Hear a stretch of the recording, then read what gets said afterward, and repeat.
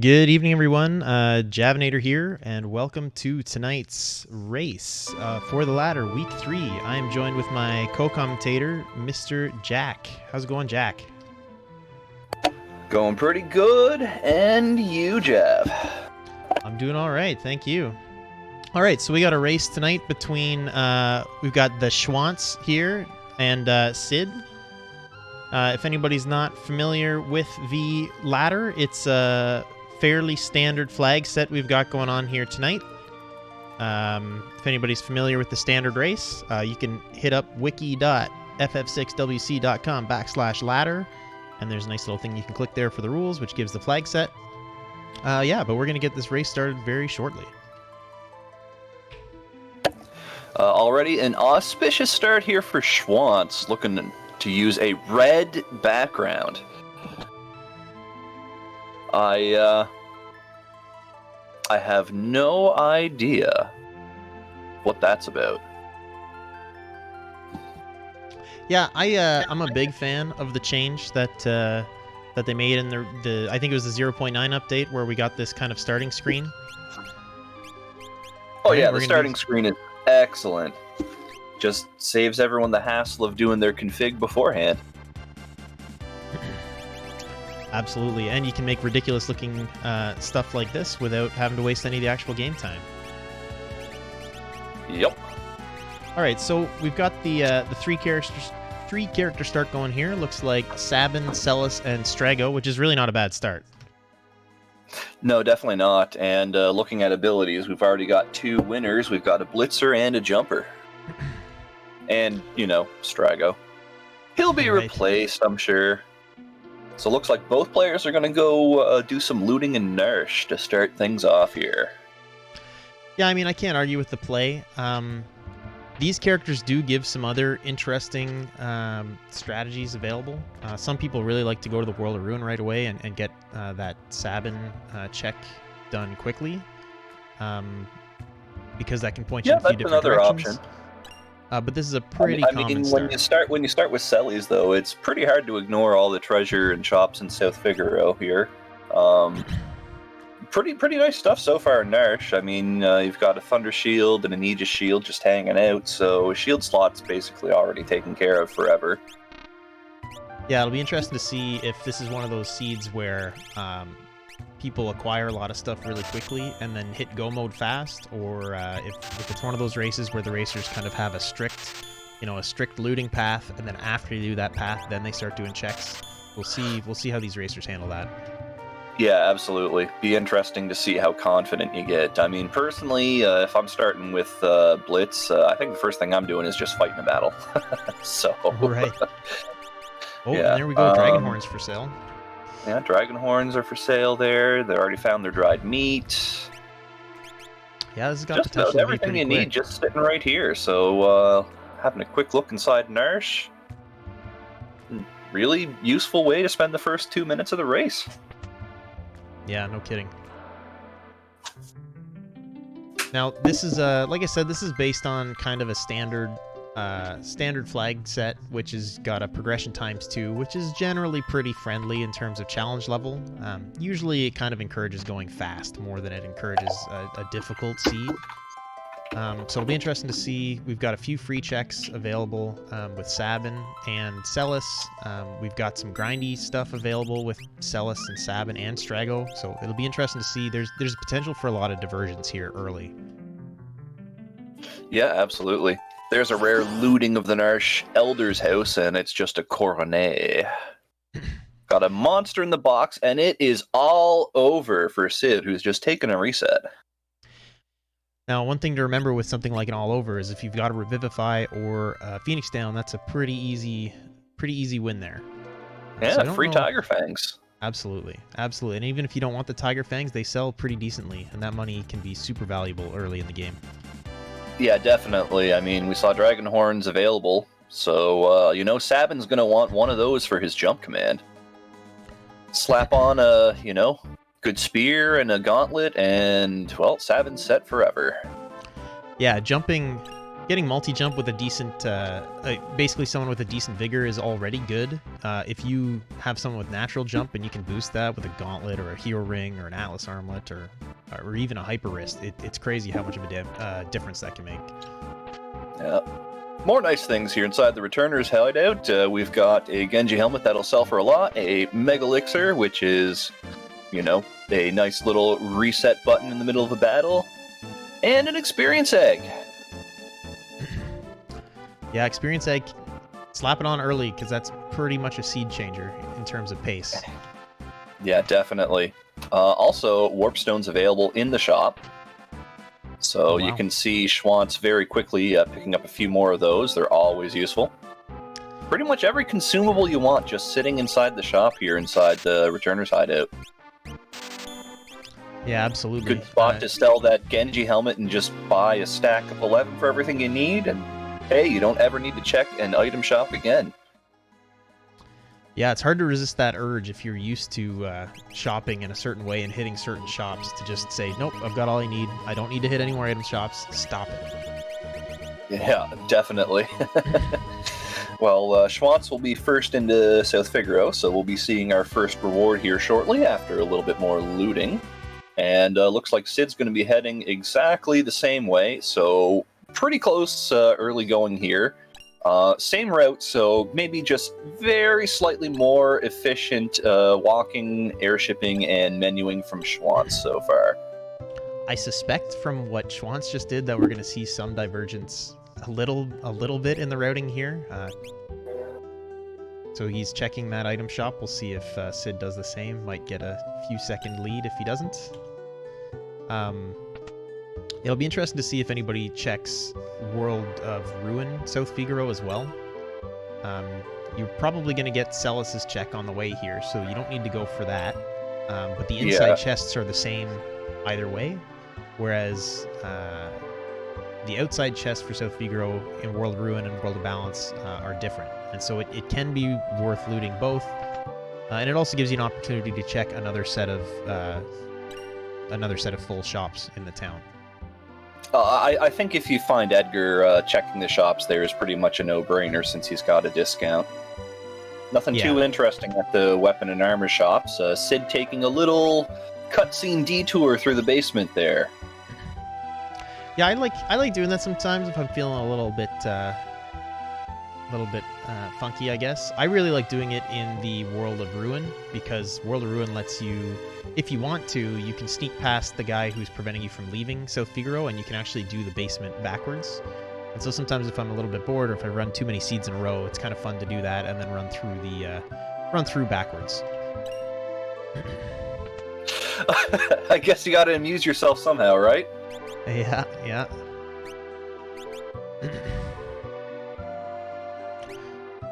So it's really nice to see, like, not only do they have good abilities, but they have good abilities on the right characters.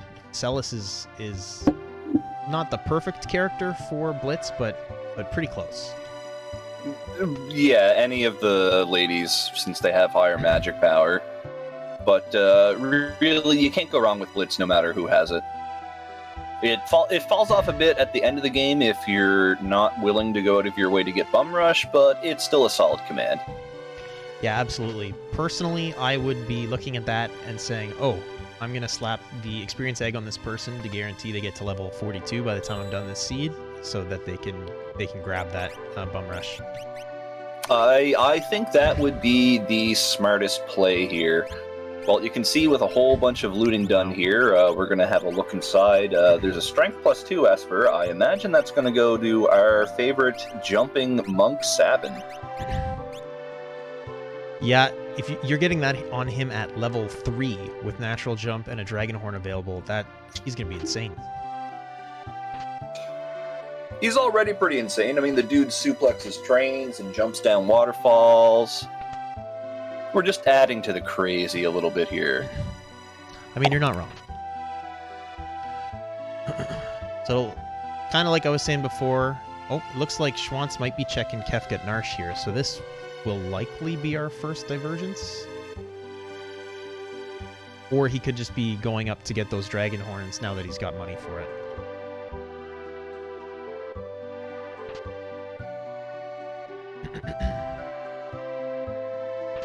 Yeah, and that's exactly what he's going to do.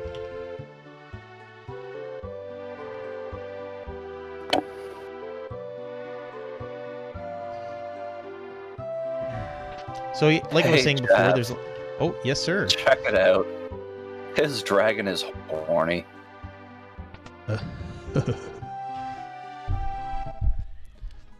Sorry about that, everybody. Something seems to have happened with our commentary feed. But we'd like to apologize for that. We absolutely knew our microphones were on. Here at Final Fantasy VI Worlds Collide, we're concerned with nothing but the top quality for all of our viewers. Thanks for tuning in. Exactly. Well, we've got a Dragonhorn Atlas Armlet combo going on a jumper, so that's pretty nice. Just need to find a nice weapon, and Sabin is set forever. Yeah, absolutely. Yeah, early game, pretty much the best play that you could do right now.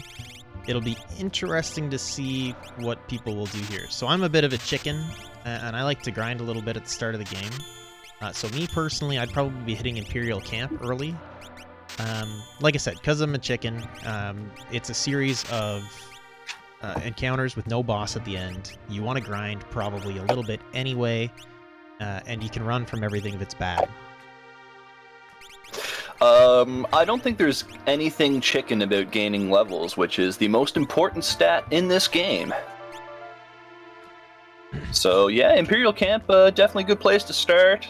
I mean, each character has some fixed battles. It's It's up to you where you want to go and do it. Imperial Camp is the safest since, as you said, there is no boss fight. The other ones, you run the risk of losing all that progress if you wipe to whatever enemy is just hanging out there.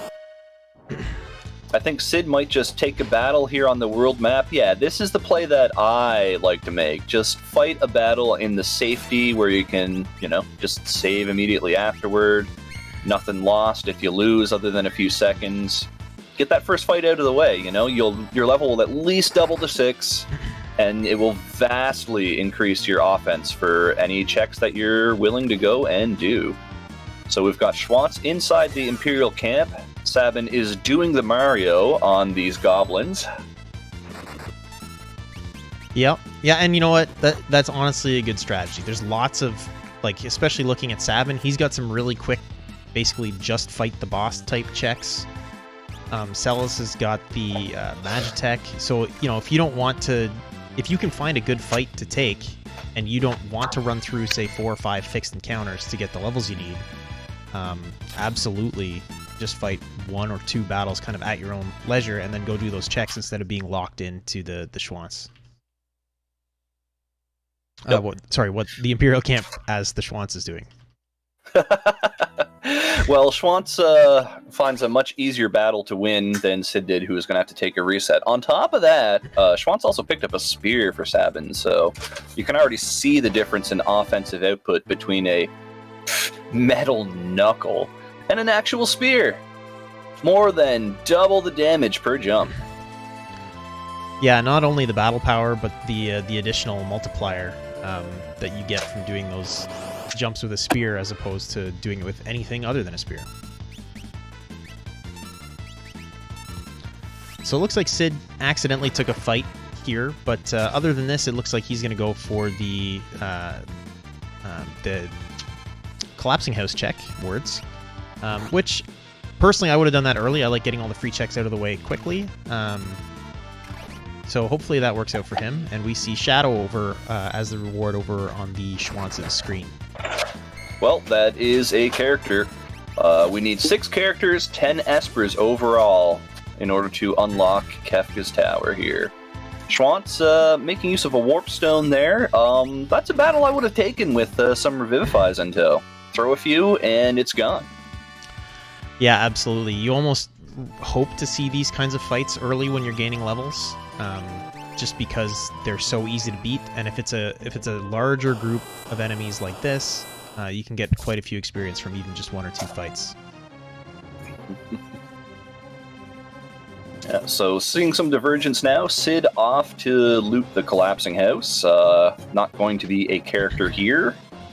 We've got a zombie Sellies on Schwantz's side. Schwantz electing to give the experience egg to Strago. Very unusual choice given the commands, I would say. Yeah, I agree. Not the choice I would have made, but there's perhaps a reason that he did that we're not aware of. Hard to say. No nat magic and control. Preference, maybe? I mean, there are some racers that have a soft spot for everyone's favorite crazy old man. True, you see everybody else beat down on him enough, eventually you just feel sorry for him. Yeah. Well, Schwantz pogoing on some Apocryphos. And he's getting some nice damage at this level out of that Aura Bolt, which is a good play. Aura Bolt, I find, actually carries for quite a while until you get better offense with Blitz early game. Can be super handy for that. Aura Bolt's a level 2 spell, effectively. It's great. Yeah, a free level 2 spell. Yeah, you lose the targeting, but in a lot of situations it doesn't matter. Targeting matters in the more dire situations, but early on or for trash randoms, you don't need targeting. You're fine. And we see Shadow's got health as his ability, which is honestly early game. I find health can be pretty useful. Yeah, it can bail you out of a tough spot or two early on. It's not a offensive command, which is typically what you want in this rando, but it has its uses. I agree. Flame Shield was the reward from the collapsing house. The whatever the dude has is 25,000 gil. We'll see if Sid elects to sell a couple of trash items and pick that up right now. Apparently the Schwantz heard us and moved the experience egg around. Now, it is possible that he's going to move it around throughout the game. Some people do like to do the level balancing. Personally, I like to get one person at a crazy level and make it easy to blow through everything because as you mentioned before, levels are nothing's going to make you do more damage than levels. Exactly. Well, here's some more free lunch for Schwantz.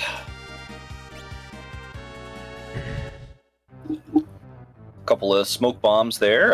Don't really need smoke bombs if you already have warp stones. Yeah, but he could if you be don't saving have too many warp stones, why not?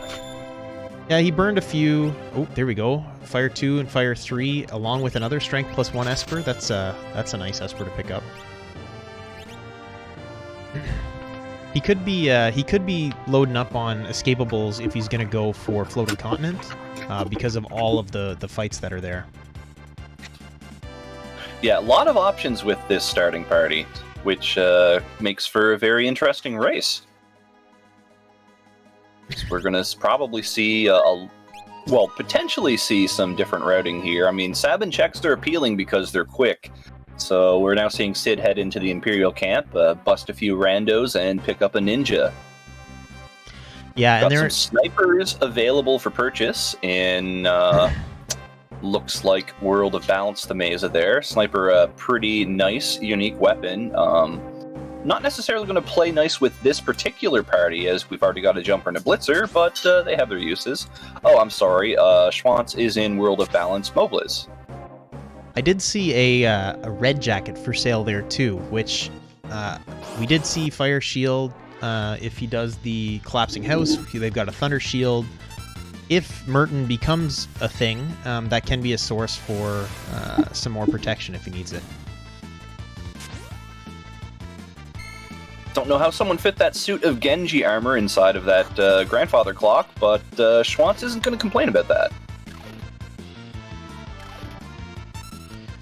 Nope, they got to be good for something.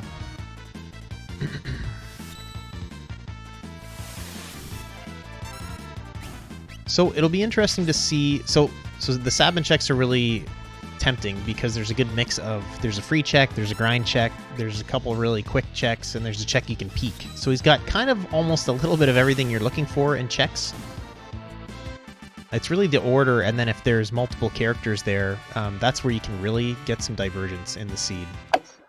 Yeah, absolutely. About the only thing Sabin doesn't have is a treasure-rich check. I mean, there's a few chests in the Collapsing House, now that I think about it, and immediately contradict myself.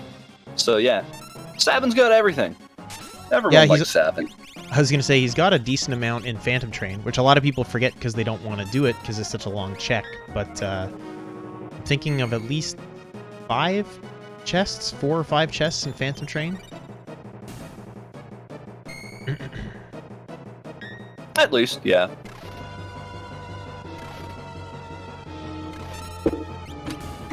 So with a low character requirement like this, typically what I've seen happen a lot is actually people getting more characters than they need to get to their 10 Espers, depending on whether or not Espers are available in Zen and the auction house, or whether they think to go that way. So it'll be interesting to see if there's different character paths that are taken here to basically unlock enough checks to get the Espers, or if the characters will be forced to kind of do all of Strago.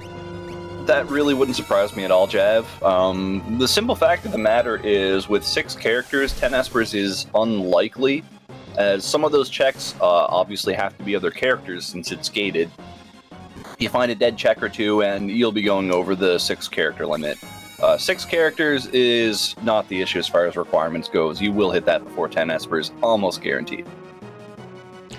Yeah, which I personally prefer. I hate the character search, but then again, I say that until I get into a seed where all I find are characters, and then I hate the Esper search. So really, I would just like it always to work out exactly like I want it to.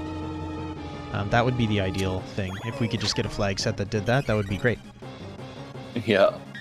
Well, it's got a bit of a problem here for Sid being put to sleep by these really gross frog-looking things. Pincer attack, so hard to run away. Probably good time to pop the Warp Stone, and yes, there it is. I was getting a little bit worried that he forgot he had those after he gave up on that encounter in front of Narsh before. They're absolutely key for doing these fixed checks, those and the smoke bombs. Never leave home without them. Yeah, definitely. Oh no, it's a Repo Man and a Vaporite. Yeah, this is an interesting challenge. Let's see how he handles this. Well, Selly's harvested all of her ki and unleashed the legendary Kamehameha. And then Mog hit the other dude with a stick. Both valid strategies.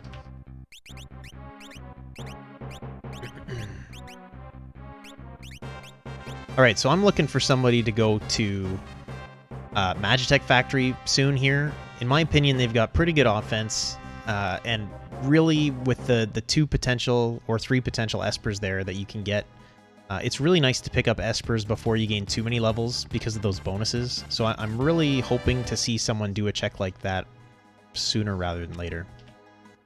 That's an interesting preference, honestly. The way things are here, I'd save Magitech for later. Wait until I'm getting close to that Esper requirement, then I can use the Warp Stone out and skip the longer 3rd check, potentially. Yeah. You know, that's a fair point. It's one of those things I think that the right answer becomes obvious after the seed is done. Because I think there's an argument for both. Because I agree with you. It's nice to do the Esper checks when you only have Espers left, and then a lot of that risk goes away, right? Yeah, definitely. You don't want to be sitting on the minecart for 3 or 4 minutes and not get anything you need as a result. That's pretty aggravating. Yeah, absolutely. But looks like Schwantz is going to head over to Magitech, see if Schwantz commits to doing the entire thing or warps out after 2. Sid's going to do the Phantom Train / Phantom Forest. Quick tip for Sid when he rewatches this broadcast. You should actually enter the forest from the south side, as it'll skip a couple of screens and put you a little closer to the train. Yeah, absolutely. Especially because the kind of normal strategy here is to save before you come in here so that you don't get locked into this check. If you check this and it's something that you don't want, like an ice shield. So we saw Sid just do that. Yeah, instant reset there. You got tons of options. It's not progress. It's a 3-minute check to pick up an ice shield. I mean, there's the lure of potential other treasure, but the shield especially is not important. We've already got 2 Aegis shields, a Thunder shield, and a Flame shield, so everyone's shield slot is perfectly fine. You do not need that at all. Absolutely. Now, this is a check that makes a lot more sense to me, is Barren Falls. Yep, good old Barren Falls. Sid, also a slight mistake here. No need to pop a tent. You get a free heal just for jumping down the waterfall before the boss fight. So yeah, there's a good 10 seconds saved right there. Absolutely. Yeah, it's really important to start getting used to which checks kind of give you that free heal at the start of and at the end of, when you start thinking about your routing of how you're going to chain these things together. One thing I see that's a little bit common... Ooh, we got an Inferno, which can be tricky. Let's see how he handles this. And we've got an Narapa, which should be pretty darn easy. Yeah, just remember not to use magic against it. No Bolt 2. Don't do it. Well, you've got 2 jumpers now with Dragoon Boots on Shadow and a Blitzer. So, shouldn't be any issues here. Strago's going to end up with some egg on his face here. Oh no, it's Drain. Drain will get through Reflect. Not that it's going to do anything at full health. Hey, at least he didn't do damage to himself. Yeah. Oof. You know, if I'm Sid right here, if I'm Sid, I look at that Thunder Shield and I go, you know what? I'm not attached to you. I've got all these other shields. I'm just going to break that on your face and one-shot you. I bet Selly's packing those earrings could probably one-hit kill the boss with Broken Thunder Shield. Absolutely, yeah. That's definitely something, especially with these early checks. Do whatever you need to do to get through the check, right? Like, yeah, you can think, oh, I want that Thunder Shield because maybe I'll get Merton someday, and I'll wish I had it. You'll wish you got through the fight. Yeah, exactly. I mean, it's already been a minute and change in the fight here. I mean, that's time that you don't get back if you don't win. Yeah, absolutely. Blow it up. It's real easy to get caught in the sunk cost fallacy here too, thinking that you already spent a lot of time in it, so you might as well stick it out. I'm personally guilty of that. If I lose track of the hit points, and then I think, oh, should I have done that? Should I not have done that? Sid gambles on a Super Ball and actually is rewarded, only targeted Inferno and did a solid 3,000 damage. Yeah, with the scaling as it is, and him only getting, I think, 2 free checks, and only one of them progressed, I think he should be close with that successful Super Ball. And yeah, there we do. There's the cracks. Yep. Krakow, down goes Inferno. Oh, hey, look, it's Dadaluma, who's basically already dead. Having cast safe means that the battle is more than halfway over. Yeah, Dadaluma is one of those bosses that you have that kind of sigh of relief when you run into him, because you go, oh, I don't have to think. Nice. Typically, yeah. Depending on the scaling and such, Dadaluma can actually be extremely scary, but only if you trigger him to start using his throw command, which is a guaranteed one-shot on any character. We've got another Magicite for Schwantz. It's the Magicite Tritic, Tritouch, Valley Garmander. Your choice. And Sid at the same time picked up Siren, which is always a nice thing to see. You're always looking for those espers that help you get through Kefka. And so that Mute is a godsend for Tier 2 if they don't find an esper that teaches someone that spell. So always nice to see a Siren.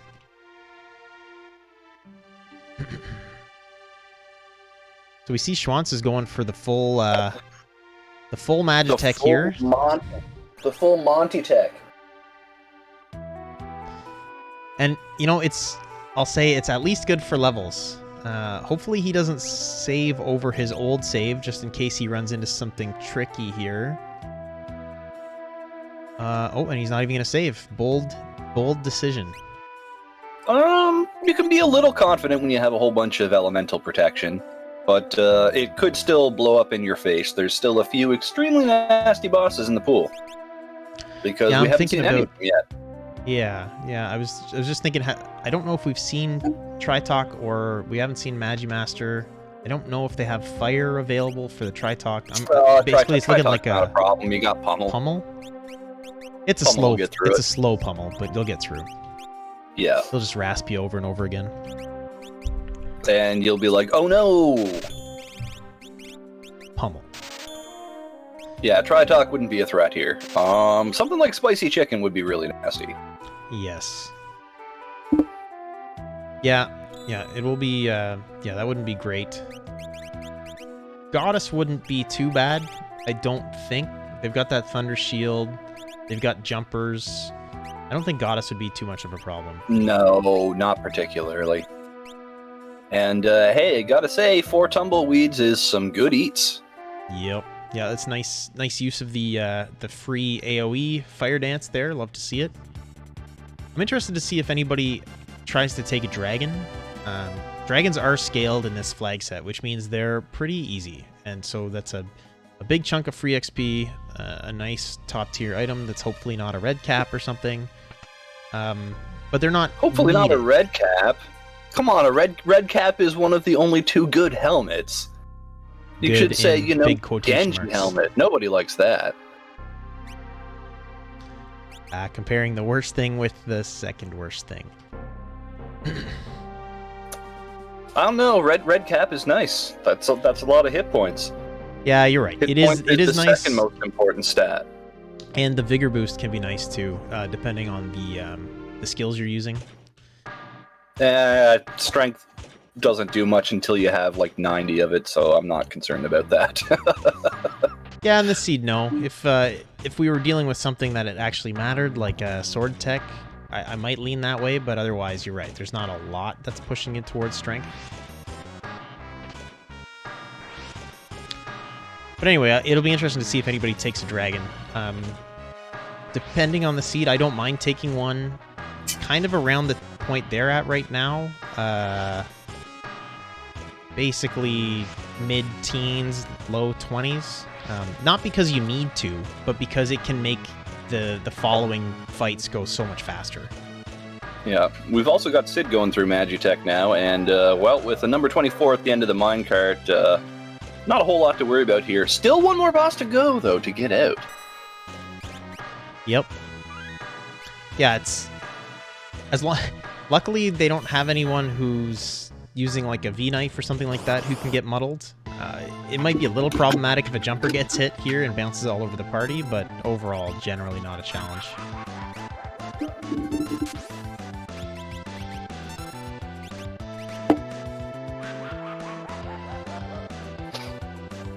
In a rapid battle for Sid, number 24, probably clinging to dear life here against Schwartz. No, it's gone.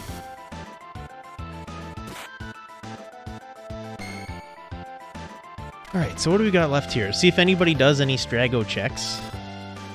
I have a... Situationally, I don't mind a Magi Tower, but with so many other better checks available, that's pretty tough to commit to at this point. Ebbets Rock is not too bad, although it always seems way longer than it is. They definitely don't need any Burning House at this point with the levels they've got. No, definitely not. I mean, it takes 2 seconds to land, walk in and out of Fanatic's Tower to see if you need to do it. If it's not a character, just forget about it. Waste of time. Yeah, you gotta be in pretty dire straits to need it just for an Esper.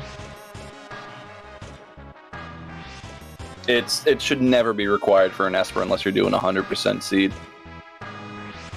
You'll always be able to find one somewhere else. Even if it involves getting a character first, chances are it's still probably faster.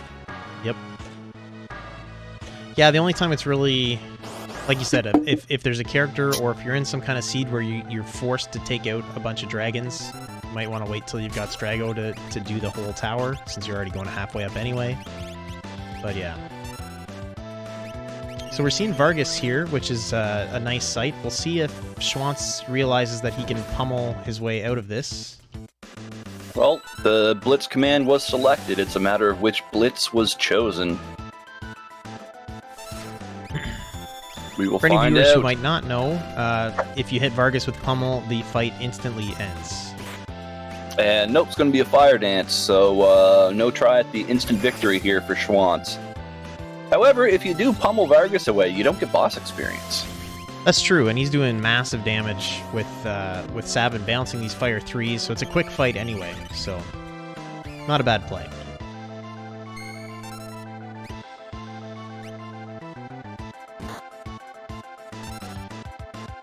See Sid having a little more trouble. There's 3 targets, so you're not guaranteed to just outright hit Vargas with it and end the fight.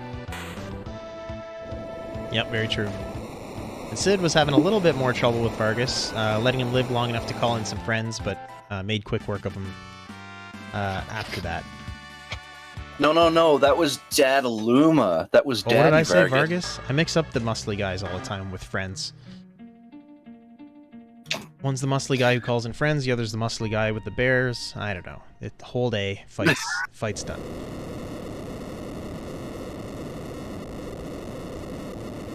Muscles everywhere, but neither of them can suplex trains. To be fair, we never see them get the chance. So we got Sid finishing up Magitech behind Schwantz, doing the same checks, and we got Schwantz going for the FC, Floating Continent check. I don't think Floating Continent's a bad choice here. 2 potential character spots, and Schwantz just went through Magitech and got a bunch of Espers. It's, I need characters game, where are they?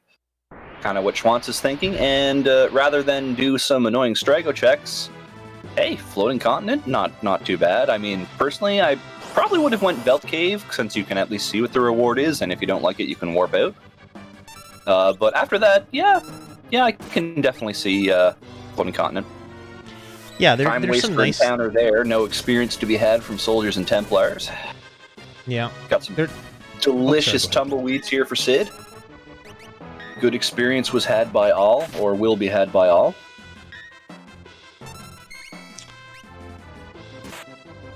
Yeah, at this, I'd definitely be running away, Schwartz see if he not realizes. even trying to escape from... Oh no, there it is. There's the smoke bomb. There you go. That's what you do. There's no reason to fight those. They don't give you anything.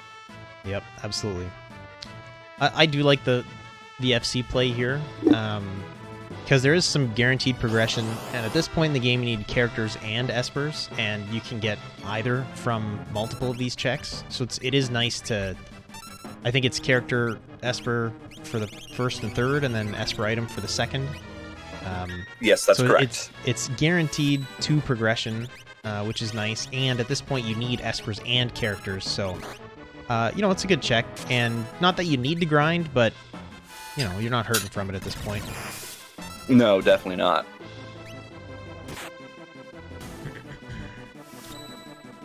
So we got Air Force.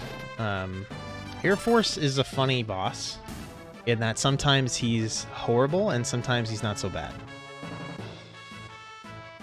I'm not sure that he does launcher at this level, so it shouldn't be too problematic. Oh, well, even if it did, Schwantz has a Thunder Shield. The boss can't do anything to him. It's all thunder damage. True. And, with this being the first of the 2 fights, you might as well blow all your resources, because you get a free heal and free MP back between the 2 fights from this one and when you're falling off the ship. Precisely.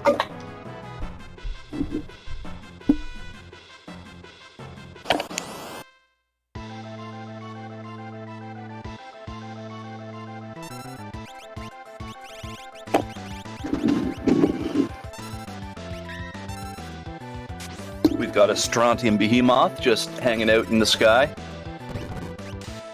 Not sure if anybody has instant death available yet. I haven't seen it. You can make short work of the second half of Senor Behemoth here with an instant death. Now, he's doing such massive damage it doesn't really matter anyway. But situationally it can be useful. If you're packing a lot of fire, it's going to go down in a hurry. Yeah, that Fire 3 is really helping. Schwantz does have break. Does break work on this thing? I didn't think so. I didn't think so. The only thing I know that break... Now, I have horrible game knowledge, but the only thing I know break works on semi-reliably is long arm. I don't think I go for it on anything else. Presenter, I guess? Death. Presenter? Just use death. Death is better. As far as instant death goes, I think the only thing we've seen so far has been a purchasable scimitar as Schwantz finds Cyan. Love me Cyan has slots. He can fly the airship. Yeah, don't like using him. Love finding him, though. Yeah, he's got a pretty solid set of checks. Yeah, I love Dream. I'm a big fan of the Dream check myself. Especially when you're on the search for espers. In a seed like this where he only needs 1 more character and 5 more espers, really love to see a Cyan. Yeah, it's certainly on the table. I don't usually commit to the Dream unless I have a sword tech user to get the maximum benefit from it, but still, I mean, there's 3 rewards there. It could be the play. Sid making use of Airblade on Vargas and the Ipoos.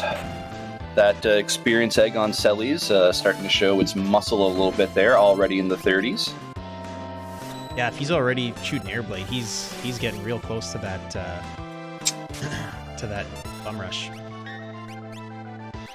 Oh yes, I think Celes will have an anime duel with Bannon at some point in the near future. I mean, because Bannon and Duncan are obviously the same person. Oh yeah. It only makes sense. Some reason nobody else put that together, but... Especially Savin. I mean, we already... He never pretended to be the smart brother. Or maybe, just maybe, they were in on the conspiracy together. What? Exactly, Jav. Blew your mind, man. Blew your mind. So we've got Sid, basically following in the footsteps of Schwantz right now. I think the only difference between their routing really is that Sid did Collapsing House first, and he did take Pretty that much, peek yeah. at, It's been very, despite our many options, it's been very similar between the two of them so far, which is honestly somewhat expected because people really, really don't like doing Strago things. I mean, I can't blame them. It's a lot of RNG there with Ebbets Rock. Even like I said, even if it doesn't actually take that long, it feels like it takes so long. We already talked about the problems with the Magi Tower and Burning House. At this point, you don't need the levels. Those flames are really hard for most people to dodge. Just no. It almost feels like RNG if you can get past the hit detection. Wonky to say the least. Wonky in your favor in that you can actually avoid battles, but it's really hard to take advantage of. Yep, absolutely. We've got a Kefka sighting. Kefka's going to run away 4 tiles to the north to get the statue's power, and then yeet the party. Let's see if, after this fight, let's see if Sid notices that he's not getting the experience from these, and if he does any running from the following battles. Yeah. Oh, well, we've got a Fenrir for Schwantz. It's got an Itchy 3 on it, so it's pretty great. Well, we're not even going to find out about that one, Jav, because Sid got some more Opinikai here.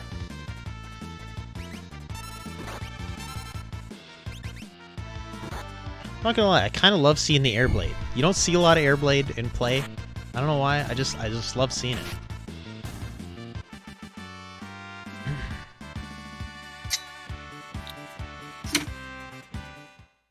Alright, so hopefully Schwantz doesn't get anything too crazy for encounters on the way to the boss here. But again, it's 100% escapable, and he's got warp stones and warp stones and smoke bombs, so there's really no stress here.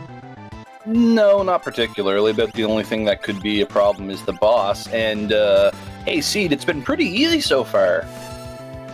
You know, this is the easiest Seed ever. Nothing could possibly go wrong. No, I'm not rooting for something awful to happen here. That would be entertaining. Yeah, I agree. There's a pretty much 100% chance nothing could go wrong with this boss fight. So let's watch Schwantz easily coast past it here, with no jinxes happening whatsoever. Absolutely.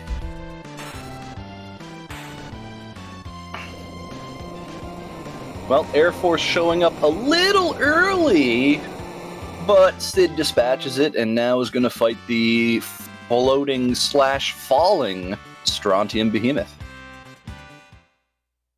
Yeah, I will say it's a little tough on us as commentators to basically commentate on one person doing the exact same thing somebody else just did and pretend to try to stay interesting. But I do like that it makes for a relatively close race. It's not hard to commentate on the same thing twice. You just have to make a different dumb joke. Some of us are better at that than others. You just have to, you know, reach into the gutter of your mind, Jav. That's where the juiciest and often least appropriate bits are. Yeah, you're not wrong. I need to see if I'm ready to get banned from the community yet or not. We'll consider that I'm for the still next here, hour. just saying. Can we get some boo jacks in the chat? I don't think too many people are going to object to that. Here they come. Yeah, so you were telling me to reach into the gutter, but you forgot the other obvious choice, which is pander to chat. See? It works. It works. We have the best of both ends here, don't we? Absolutely. So our cursing didn't really work. We've got a flame eater here. There's no great flame offense, or ice offense, unfortunately, that they have available right now. So we're just going to be physical, but it's got low HP, it's easy, this is not going to be a difficult fight at all. Well, I don't know. I mean, Fenrir had Ice 3 on it. You could just go grind a bit. Oh, wait. Yeah, that's one way to attempt to win a race, would be to grind Ice 3 to beat Flame Eater. Yeah, and then go grind to level 99, so Terra gets Ultima naturally. Yeah, that's a move. Let's see if either of the racers do that. It's a bold strategy. All right, let's get some predictions in the chat. What's the next check we're expecting to see here for Schwantz after this is done? I'd wait and see what the reward is first. Oh, I mean, he did pick up Cyan, but if it's another character, that could change things dramatically. All right, we got a Dome of Dream in the chat. We got a Dome of Castle. I'd say do World of Balance Dome of Castle. It's probably the fastest thing remaining once you pick up Cyan. Yeah, and you're gonna land right there. Not a character.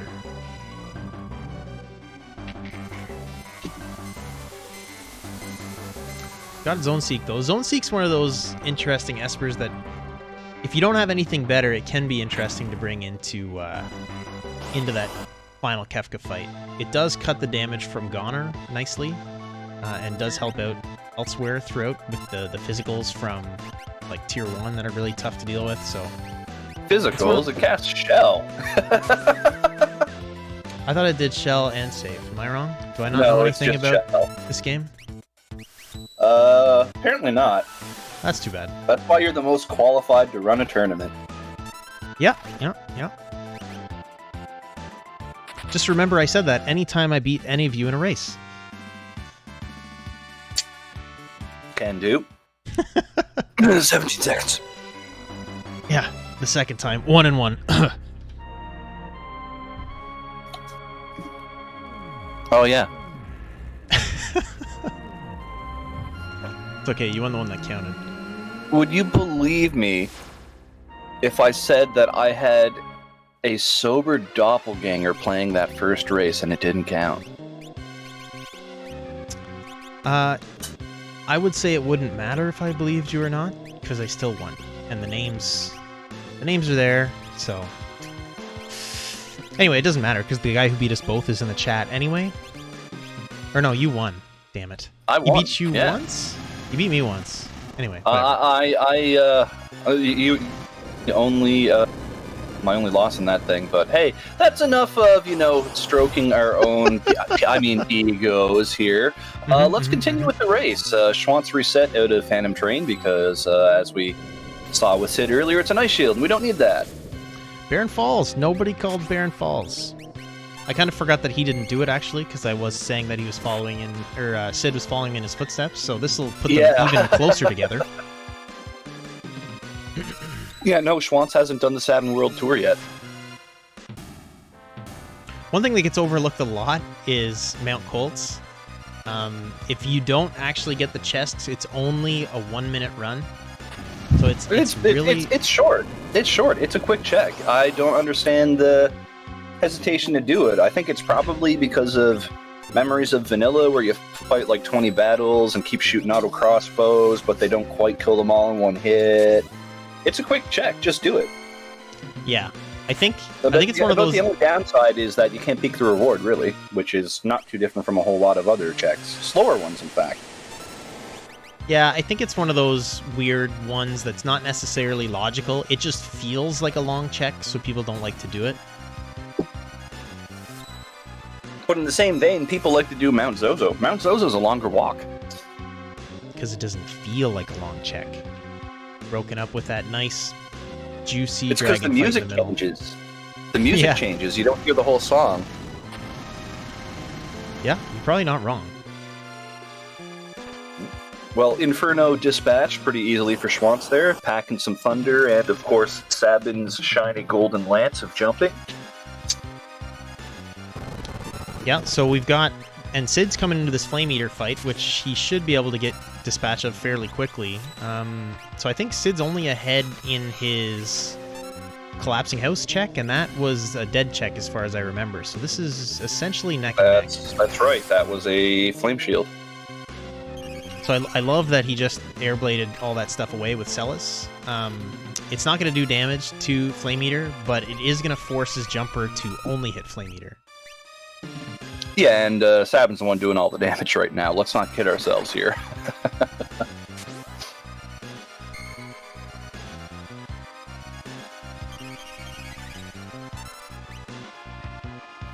I think Sid's next stop after this is Bum Rush. I'm looking at Celi's HP total. She must be level 40 by now. 42 even.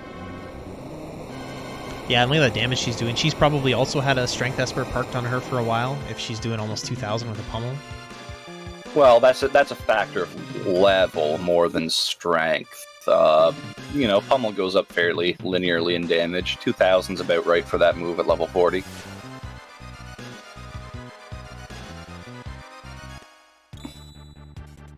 Alright, so they're both 5 and 8.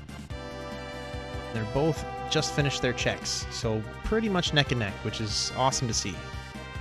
Yep, just a matter of where to go next. There's Doma Castle for Schwantz. Just took a quick bit of flying around. Yeah, it's going to be simultaneous Doma Castles here, so... kind of funny, with a seed with so much potential divergence, and we're in exactly the same spot with both runners. Oh, Naku's saying he's 9 if he recalls. Let me cheat as the Restreamer here, and I can actually see his tracker. He is a cheater, pumpkin eater. And his little... look at that!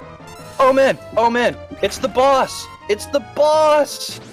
It's the boss! Bring out your emotes! Oh my god, it's the boss!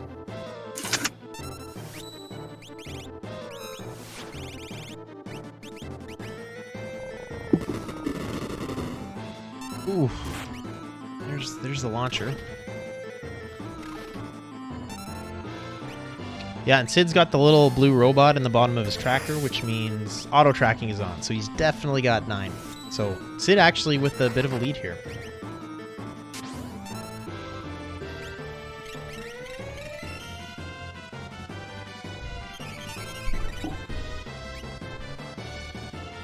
And looks like neither player with access to stop. Chicken's one weakness. Technically weak to poison damage, but there aren't really strong sources of that, so forget it.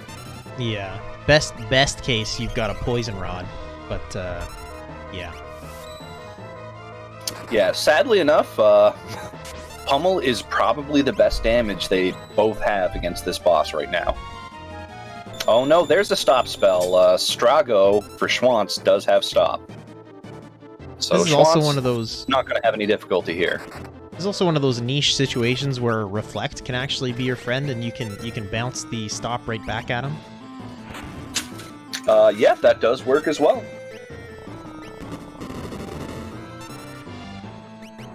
Ooh, and there's another launcher for Sid. Yeah, the problem with that strat here would be that you're using health as your primary healing, and all that would do with Reflect On is move everybody to the left side of the screen. Or the caster to the left side of the screen. Well, just do it enough times until you're behind Spicy Chicken, and then he'll never hit you again. Can't argue with that. So Schwantz was able to make it through handily. Sid seems like he should be okay, but he's in having a little bit more trouble than Schwantz was. Yeah, resorting to Meteor of all things to deal damage. It hurt me saying the name of the spell just as much as it hurt Sid to cast it. Yeah, this is another one of those, maybe if you're in trouble, break a shield type boss fights, in my opinion, just because of... Oh, I'd snap that thing in half like 8 times over by now. Yeah, his defense is just so nuts that it's really nice to bypass it, and rods and shields do a nice job of that. Yeah, that is their primary tool use outside of the very, very early parts of the game. I mean, a shield is basically guaranteed quad 9s once you hit level 40. Oh yeah, especially if he's got earrings.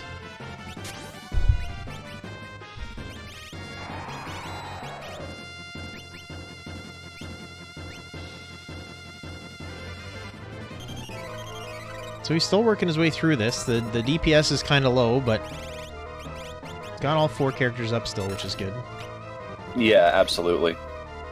Yeah, DPS not great for Sid here, but it's not like it was otherworldly for Schwantz either on this fight. Main difference being that Schwantz had access to stop, whereas Sid did not. Right. And Schwantz, I just noticed he did take quite a bit of time to do his menuing there. So he actually just flew away from this fight himself. Yeah, sometimes the menu can come back to bite you time-wise there. You can't overthink it too much.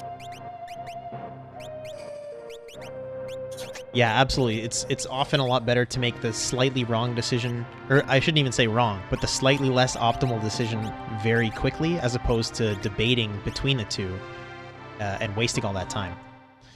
Yeah.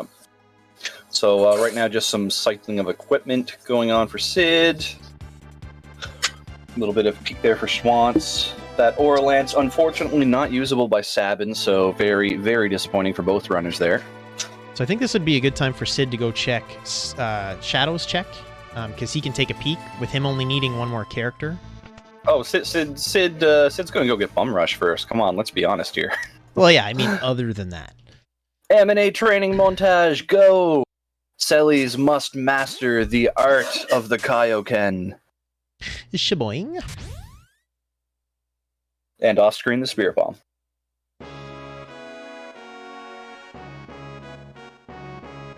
So Sid's in a really good spot here. He's got a lot of checks left and some pretty quick ones. I think the only thing that might trip him up is if the seed happens to be locked behind Kefka Narsh or something, and Schwantz checks it first, or there's some really bad luck.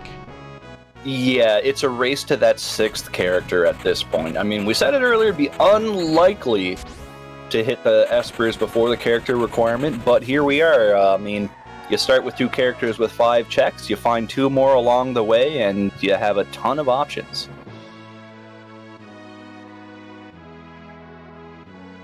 Oh, and there we go. So Schwantz, now they're neck and neck. So Schwantz just got the 10 Esper, which he didn't grab before, which explained the discrepancy while it still looked like they were running at the same time.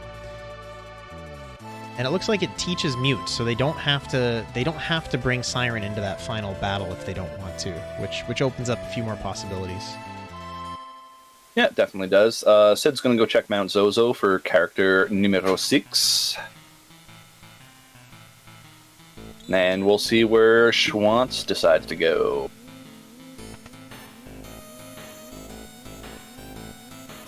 Schwantz is going to go That's for the right. collapsing Schwantz house. hasn't done collapsing house yet, so see if Brace for Schwantz disappointment. resets out of the disappointing flame shield. Or, well, just seeing it's not a character, I think this would be instant reset for me. We'll see what Schwantz elects to do. Yeah, I don't know if he realizes he can leave. He's going to do some shopping first. Well, you can't walk out of the town. It'll be like, oh no, go save the kid. You have to reset. Yep, absolutely. I've made that mistake before, the trying to buy the... The game will even do a, nice 16-bit rendition of that voice over the text box, just for you. No, come save the kid! Okay, I'll reset. Come please help. Sure. No. Yeah, denied.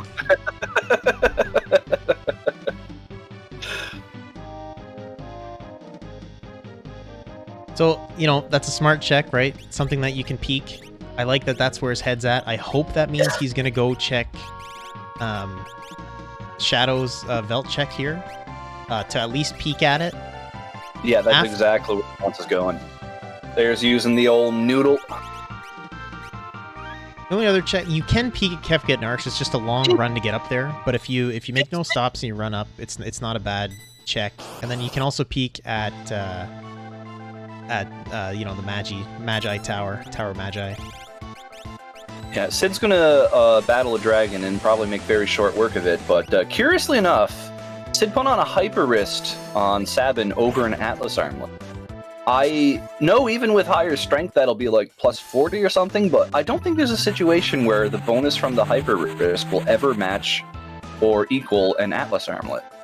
Yeah, I know we've discussed this in the Discord before. Shout out to the Discord, you should join it if you're watching this and not part of the community. But anyway, I know we've discussed that in the Discord before, and I think the only time it was maybe worth it was at extremely high levels, and when using maybe Sword Tech 7. I think that was it. It was pretty niche. In almost all cases, the Atlas Armlet's better. Yeah.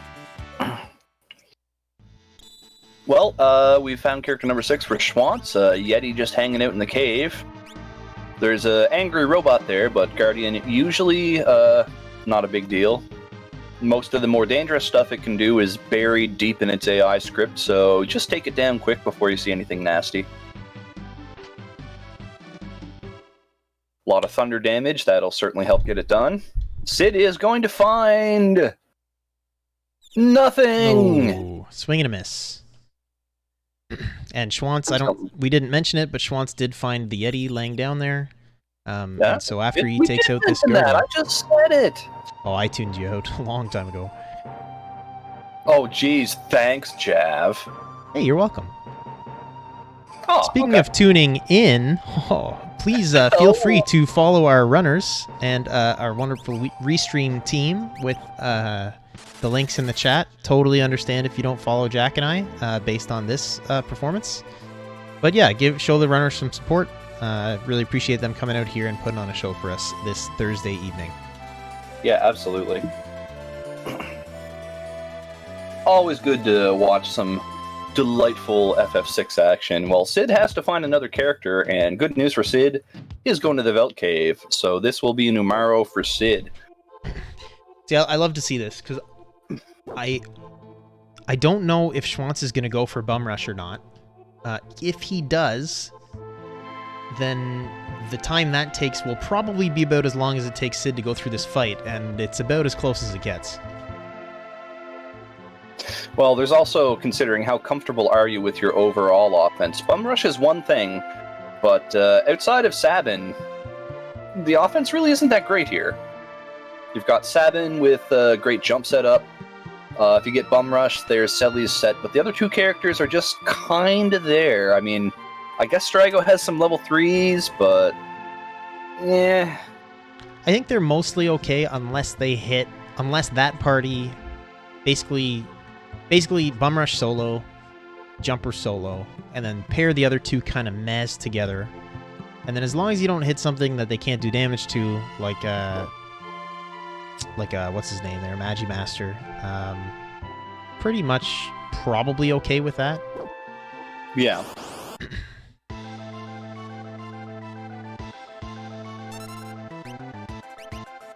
So Schwantz doing some last-minute shopping in Thamza, it looks like. And wouldn't you know it, finds Illuminas. Golly. Time to sell a bunch of stuff. Sell everything. Everything must go. Nothing is sacred. So we talked Sell about everything. Buy Illumina. Talked about not knowing whether or not his offense was okay. Sell the Mega Elixir. That's money. Yeah. Buy Illumina. Yeah. So I don't think Schwantz cares about Bum Rush anymore. Well, there is random equipables on. He's got Bum Rush, but he might need that on one of his other characters if their offense isn't good enough. Looks like Shadow can use it, so that would be the non-Selly's choice for sure. And looks like that's what it's going to be for Schwantz. Selly's only level 37 though, so Bum Rush not in play. Yeah, it'll be interesting to see if he decides to take a dragon. Sid making really short work of Guardian. Dragon and get Bum Rush would be nice. I think in this situation, I might just give the Illuminous Selly's over Shadow and not worry about picking up Bum Rush. Yeah, that's fair. I might actually consider selling more stuff if possible. And really sell if I everything. Had 2 characters using Illuminas, I'd be selling the farm at this point. So did I see Dragoon Boots and a Dragon Horn on Shadow? Is he jumping with that Illumina? Selly's, actually, so I have no idea anymore. Yeah. Well, Sid's here as well, so let's see if Sid finds those delightful Illuminas or not, because that'll That'll solve the offensive woes for sure. Yeah, if Sid appears to be a little bit behind here for sure, but if he grabs those Illuminas and hops into the tower, I think his offense is a little better. So it'll really depend on how they can push through these fights. No, and yeah, the party Sid has bum rush and higher level, so Sid's got more offensive output here. So yep, there's the Illumina. Oh, he's look got at money, that. money without even selling anything for it. I think he's going to give another one. Yep. Well. Here's the thing: you're never going to use any of this stuff at this point. Absolutely. Just sell it off. Get as many as you can. Nothing is going to beat that Illumina right now. Yeah, basically, hoarding is not the way to win races in a randomizer race like this. It's something that we all did, and when we played this vanilla, and we were all younger, and we run into Kefko with our 15 elixirs we never used. No, sell everything, buy the stuff you need, and get into the fight. Yeah, everything you have in a randomizer race is a resource. If you don't use it at the end of the race, it's gone.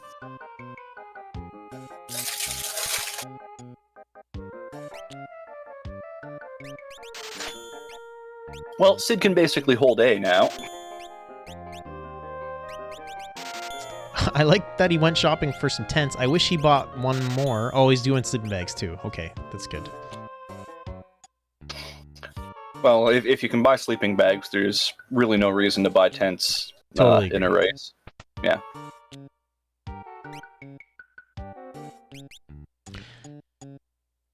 All right, so we see Schwantz running past the dragon, which I agree with at this point. I think Sid's at the point now where he needs to just go. If you're going to fight a dragon for extra levels, do it outside of the tower where all of your party members can benefit from it.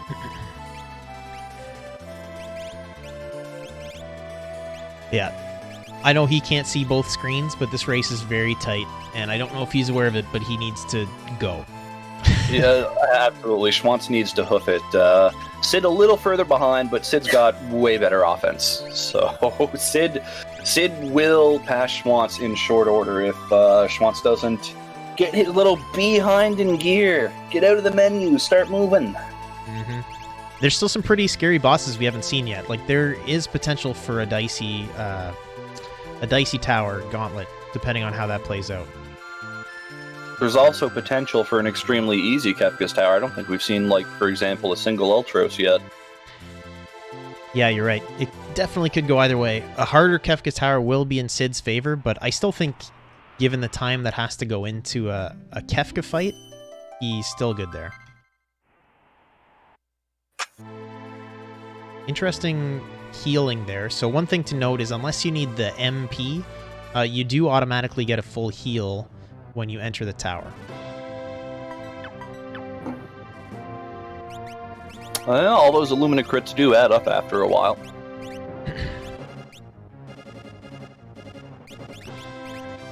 And we see Schwantz fighting Welk on the first boss on Path 3, which should not provide any issue. Schwantz still has jump on Sally's. Doesn't she have an Illumina, or did he give it to Shadow? I forget. No, I think he gave it to Shadow. Okay, yeah. No, Celes could use the Aura Lance, so that would be Schwantz's endgame. Giving her an experience egg for now to pull her ahead, and then probably going to swap over to Dragonhorn for the final battle.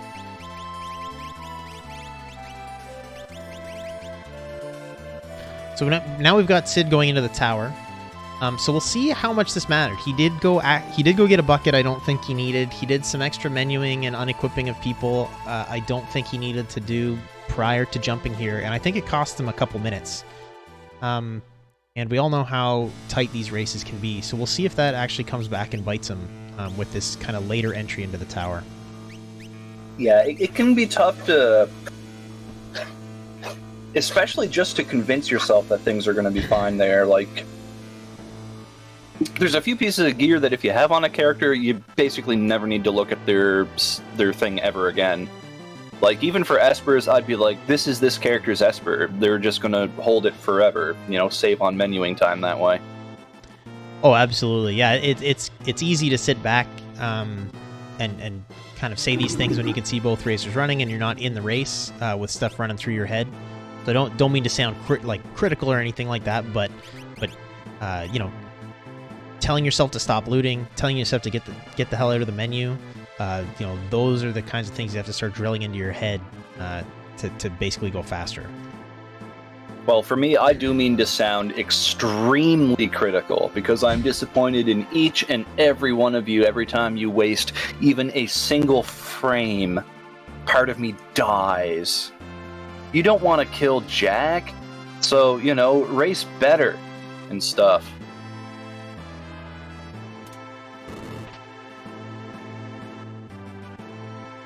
Yeah, that provides a really tough decision for us to make, race better or kill Jack.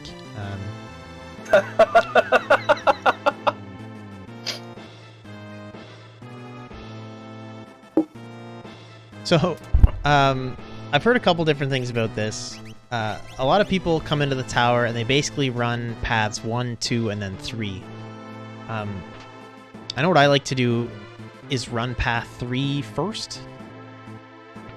Just because that way you can guarantee that you can get through this fight. I know sometimes I've run in here and I do all this running with paths 1 and 2, and then you run into some kind of like impossible boss that you can't fight at path 3 with the particular team you set up there, and then you have to warp out and reset. So I always try to do path 3 first just for that reason. In this case, it's just a Welk. I don't think it matters, but... Oh, you mean... well, I think the standard play is to just send your strongest player up path 3. If they can't get through it, no one else is, so... Yeah. I guess where I'm at with that is, like, let's say you... I don't know, I'm talking about some really niche stuff, but let's say your strongest player is dual swing and Ragnaroks or something like that, and you hit a Magimaster, and you just don't have that offense for him, even though that's your strongest player, right? You're not going to get through that fight. That's a fringe case. Oh, yeah. That's a very fringe case. I'm not sure exactly how I'd play that situation out, because you didn't give me enough information, but that's not something that I'd be really worried about when picking my Kefka's Tower parties, as Sid goes right into the group. And I blinked and I missed an Ultros battle from Schwantz. Looked like Ultros 2, so very, very frightening enemies here so far in Kefka's Tower. Yep, they are quaking in their Dragoon boots. Yeah, Sid probably a little irked about having picked up Bum Rush at this point. You can see Selly is just casually swinging over 5,000 damage with that Illumina right now. If you have an Illumina, you don't need Bum Rush. Illumina is going to be better.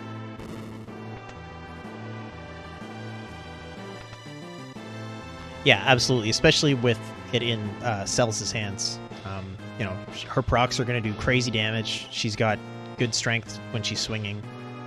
So she's getting good damage from basically your base swings and the procs. So, her or Terra, they're going to do nutty damage just swinging an Illumina like that. And they're guaranteed to equip it. It's one of the main reasons why they're widely considered the 2 best characters.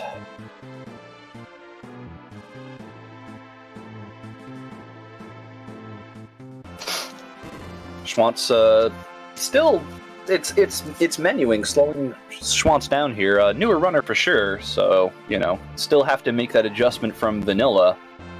But there's a point where you just gotta go. You just gotta go. Like your equipment setup is never going to be perfect. Just do it.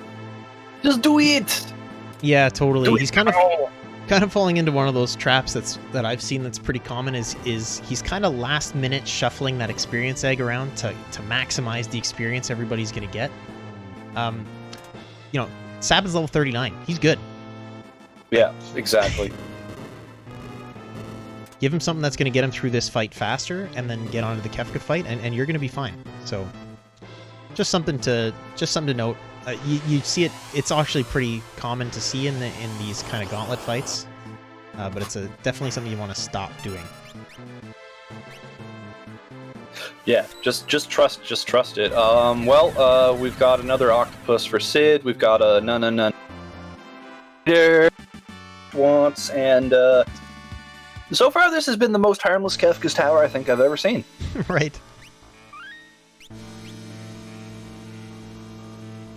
So Sid did opt to do the bum rush there, doing 4 9s. I'm not much of a min-maxer myself. Do you think it's worth trying to do bum rushes against single target bosses at this point, or do you think you'd still just be swinging that Illumina?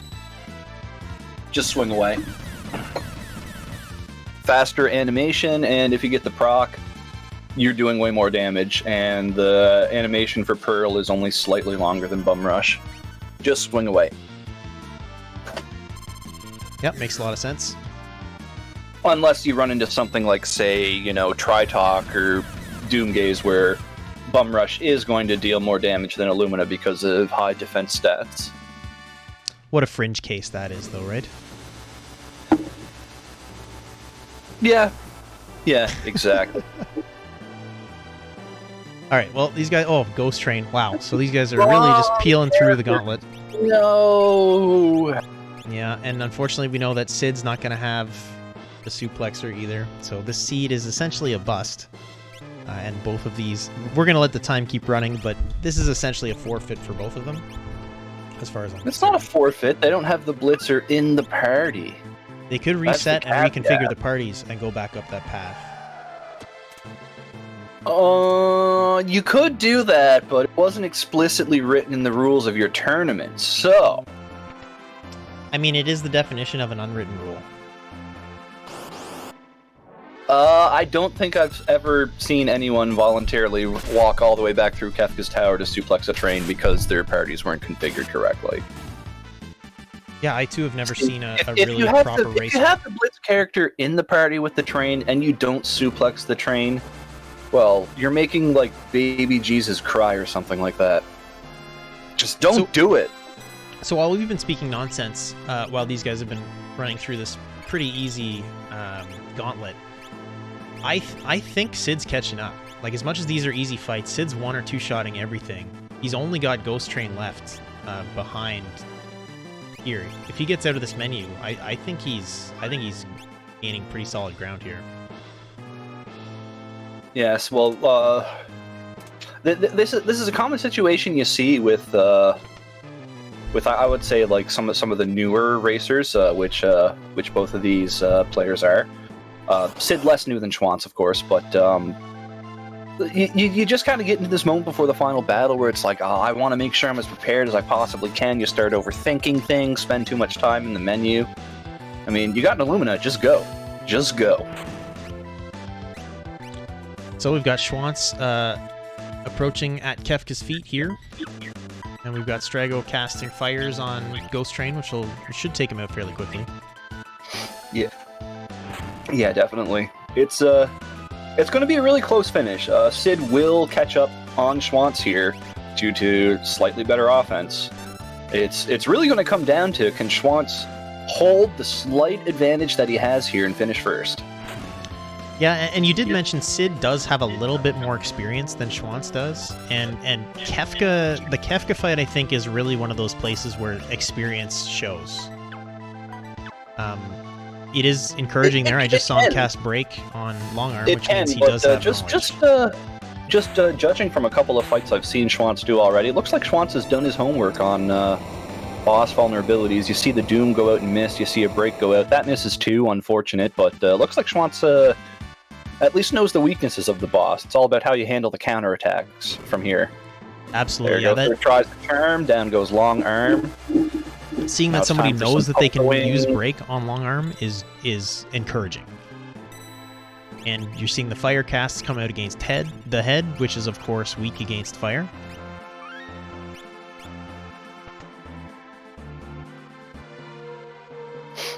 Yeah, Schwantz also not necessarily a big deal, but a lot of Schwantz's damage isn't completely targetable, as 2 Dragonhorn jumpers are carrying the bulk of the load here for Schwantz. Yeah, tiers 2 and 3 I find are where that really comes into play. Just with the extra targets on tier 2 and the need for kind of focused, controlled damage on tier 3, you can end up getting in a lot of trouble. Basically proccing some medio counters when you don't mean to on tier 3. I wouldn't worry about medio with those HP totals too much. Yeah, as long as he keeps him up, he should be good. Yeah, about a 2-minute difference between both of our runners going into the final battle here. Can Sid make up 2 full minutes with superior offense? Well, we're about to find out.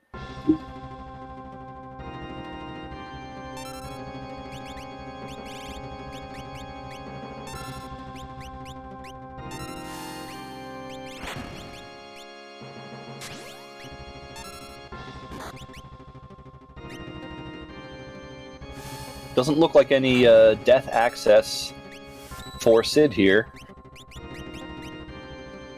but you can see the difference in damage between Sid's Fire 3s and Schwantz's Fire 3s for sure. Elects for a Bum Rush and missed it. Sabin, however, not jumping with a Lance.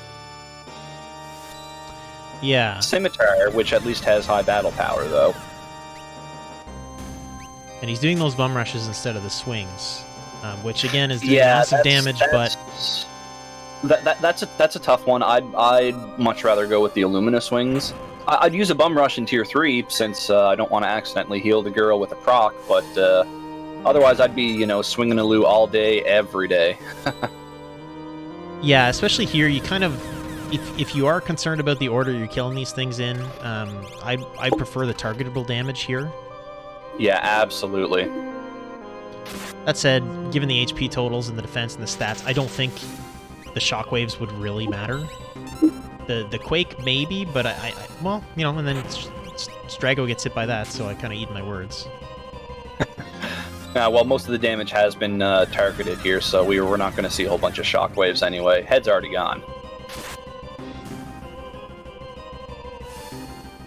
Very weak Flare Star over there for Schwantz. Strago in the critical, but not the end of the world. Ooh, Mantra getting busted out there for some inadequate healing.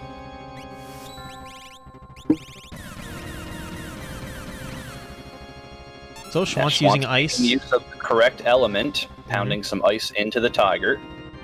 Tier 1 down for Sid after a max damage bum rush. And Schwantz was also able to use that instant death on tools here, or Magitech, depending on what you call it, where, like we were saying, Sid doesn't have access to that, so while he does have the better offense, he's going to have to kill one more enemy, so we'll see how that works out.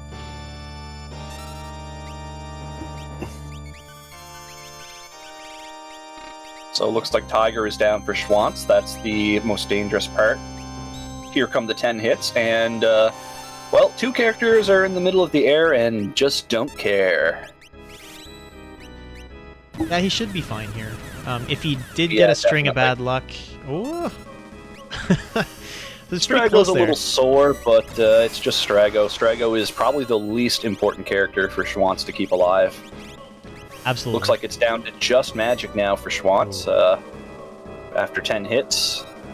And presumable... Well, we know Tiger's gone because Ice 3 got retargeted, and Tools was just taken out by Doom, whatever.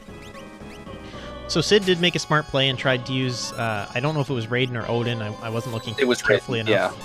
Which is a good play if you have no other access to death. Unfortunately, it's not a guaranteed proc, and it didn't hit, and so he's got to fight that one extra enemy here. But it is a good play given the situation. Yeah. And we got Schwantz moving on to Tier 3. I think this might be tough to close this gap. Yeah, it's going to be tough there. I mean, it's not impossible. We could still see some trolling going on from the final boss. But Schwantz typically past the tier that tends to troll the most.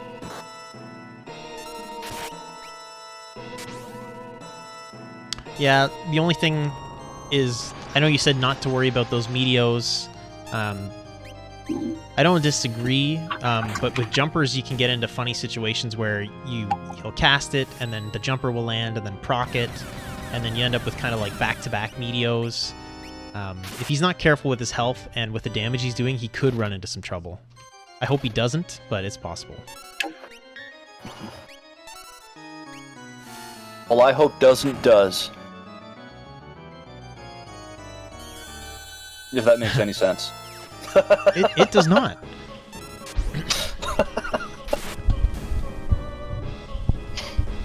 Well, what was that we were saying on the floating continent? Sorry. There's absolutely nothing that could possibly happen to Schwantz to make him lose his lead. This is 100% in the bag. I apologize if you watch this after, Schwantz. Way to be an unbiased commentator.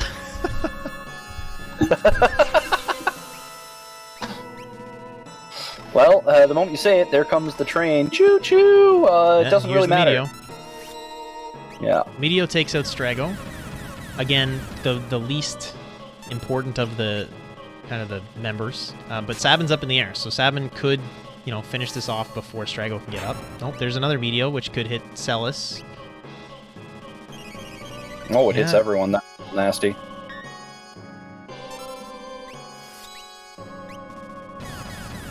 Yeah, and there's another Medio. Oh boy, here come the space rocks. What have you done, Jav? I'm so sorry. How exciting, though, am I right? It's I'm definitely so sorry. exciting. Yeah, you can see Schwantz kind of in a, oh god, what do I do mode here? What should I do? So, yeah, it was just mentioned in the chat, but one thing you can do, because it's going for an elixir here, using life spells. Yeah, you can see a little bit of the inexperience coming here in a rough situation. Just kind of panicking, trying to get back on his feet right now is Schwantz here. I mean, like the typical play here is to just throw Revivify at the boss, heal it for about 5,000, and get it to stop throwing space rocks at you. Of course, there's definitely other things that you could do here. Like, Schwantz does have a Mega Elixir, like, that should be getting tossed immediately, but instead is going for the much weaker health command here. Like, if you got a Mega Elixir, this is the time to use it. You are in dire straits. Yeah, absolutely. It's one of those... It's kind of like we were talking about with the menus and the chests. It's ingrained in your head to keep that Mega Elixir for tier 4. Yeah. But it's way more important to get through this fight. Yeah, you can see the desperation trying to use regular potions to heal the boss here. Like at this point, if you're that concerned, just give the boss an elixir. Heal it all the way up and rebuild. It's going to be much safer. Yeah, I think he's got an X potion available, which is what I would probably use to try to get out of this. I think Shadow's got Force Armor on, which is really helping him dodge those Meteos. Yeah, definitely. Force Armor, Aegis Shield, and an Illumina, so Shadow's not getting hit by Meteo, so that is some solace. Yeah, I hope he can dig out of this. I think Schwantz should be able to. It's just whether the panic takes over or not, I think. The big thing here is to lower the panic amount. Yeah. Stop using that health command. That is not going to keep up with Meteo. I mean, you gotta get the members up on their feet first, but like what is there to do? Oh, he's just gonna go for it. Whoa. Just gonna swing right through it. So it's gonna be Shadow and a couple weaker characters versus Kefka for Schwantz here. All right. I mean, an Illumina by itself can get this done. You're just gonna have to be a little bit patient. Probably eat a goner or two along the way. Don't trigger counterattacks. It's a winnable fight. But just lost a whole ton of offense there, did Schwantz. Yeah, I thought... I could be mixing up Sid and Schwantz, but I thought I saw him equipping Cyan and Umaro with things. So he might not be as... Like, me personally, I would have left them as nothing. They probably would have been coming into this fight with 0 HP. Schwantz might have given them some gear, which would help a bit.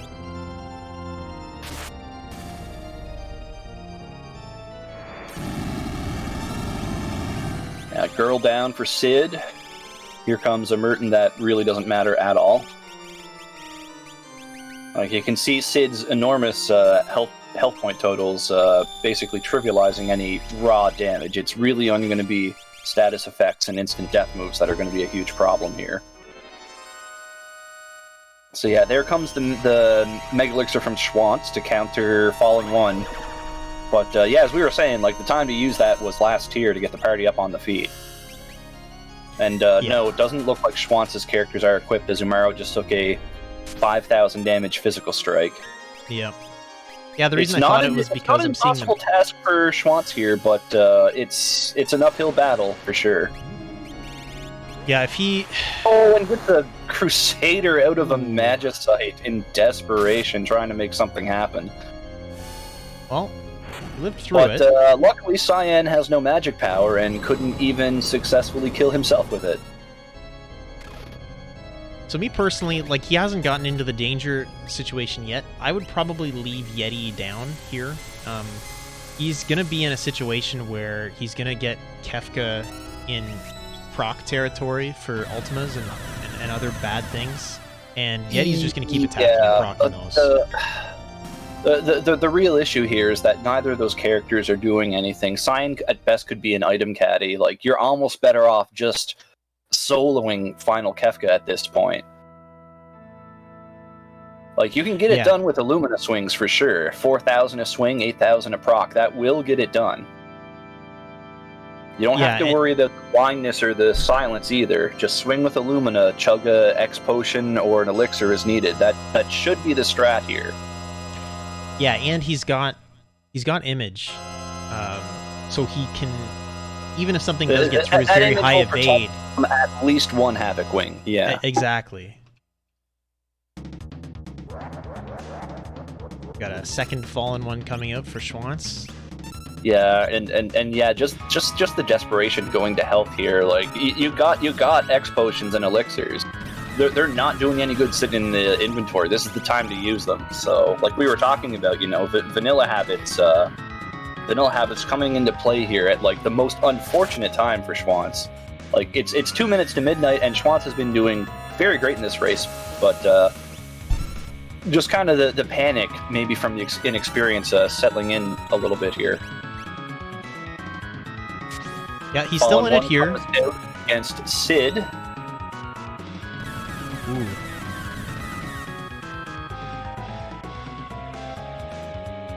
So he had Sabin jump away before using the Mega Elixir, which is going to leave Sabin at 1. I don't think he's in any trouble. That's not a problem. Celes has 5,000 HP. She could probably even tank a hyperdrive right now. Right.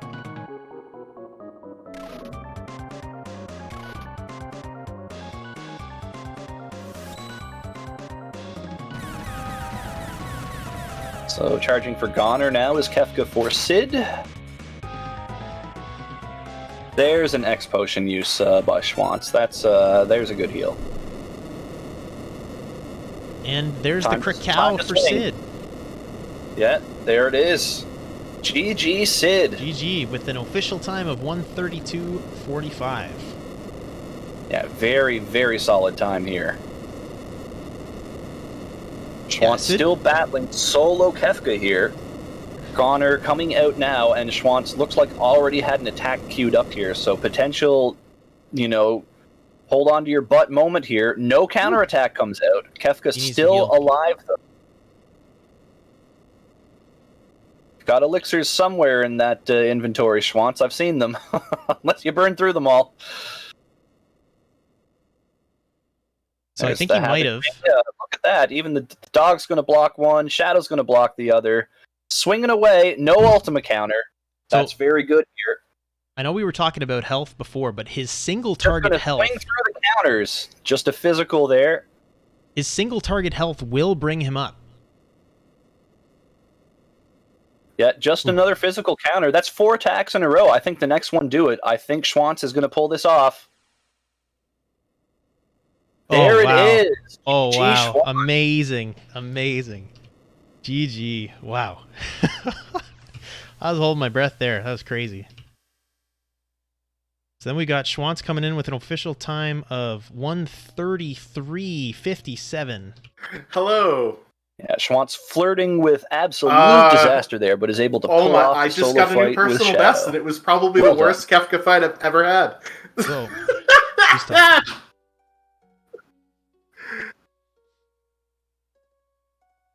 so I had no heals. I had one. All right. 1 second here. Sorry, everybody. Okay, so I think we're going to try to bring Sid in here for an interview, if we can.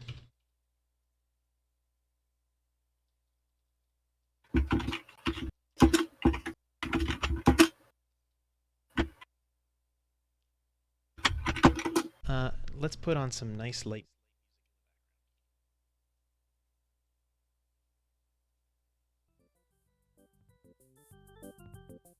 There we go. Okay, so we're just trying to get our runners in here for a quick interview. We got Sid in the waiting room. Sid, can you hear us? Yep. GG, sir. What a good race. Nice time. Well done. Thanks. That's a personal best for me. Congratulations on that.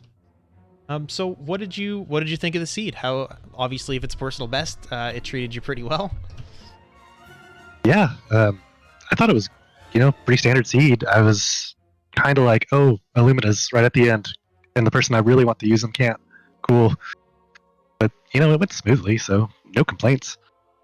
One thing we were talking about a little bit, because we definitely loved the play where you gave the experience egg to your Blitz user, and had that person gain a lot of levels, so you could go get that bum rush, and then right after that you found Illuminas. Do you think you would have gone and gotten that bum rush if you found the Illuminas first? Yeah, probably still, because she was kind of jacked up on magic, so I was knowing, like, quad 9s were going to be a thing. And it's only, 45 seconds for that small cutscene, and the Illuminas were only hitting for like 5k without procs, and they weren't procking very much, unless it was tier 3. Right. Anything from yourself, Jack?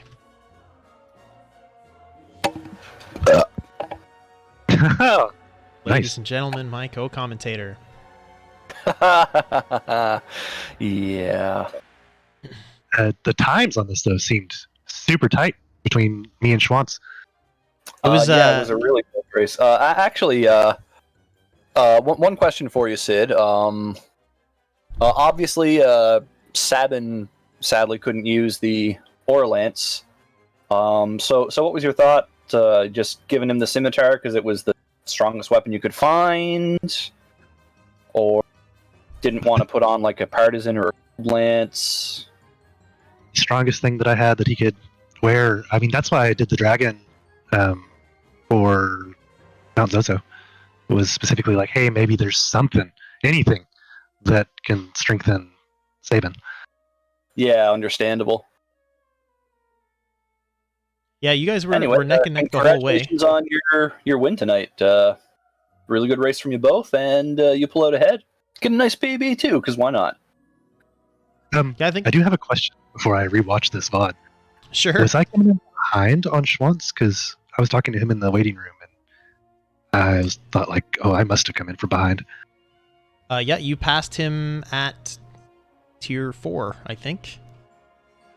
Oh, that's a really close race. Wow. Yeah, that's gonna be a good one to watch. Yeah, it was a really good one. You guys were basically playing leapfrog with Chex. He never did the collapsing house, and you did, and that was pretty much the difference between you two.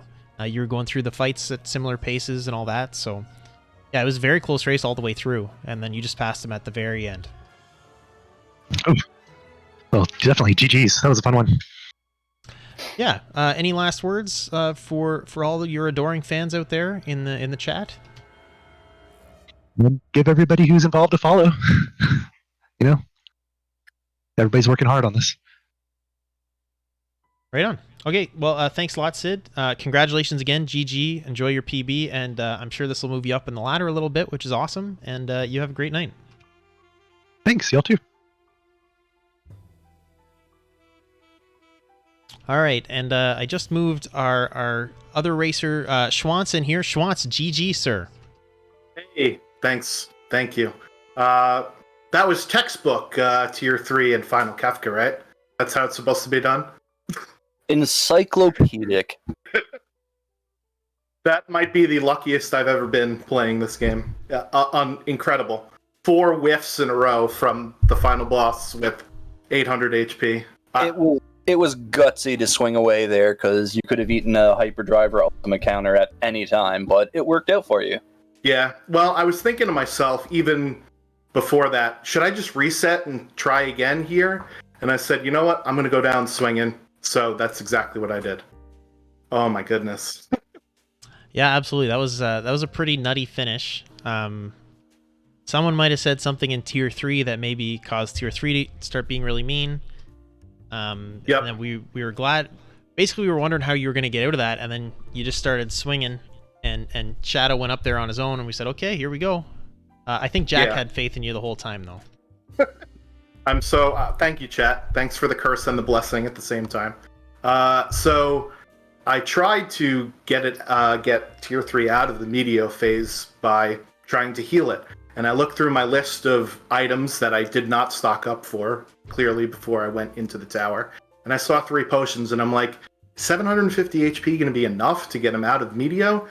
And then, of course, when I get to the final battle, I see I have an X potion just sitting there all along that I could have used. And, yeah, we noticed that. Yep. I'm glad somebody did. There was also a point where you did manage to get the other 3 characters up on their feet, and you elected to use the health command. You had a Mega Elixir just sitting there.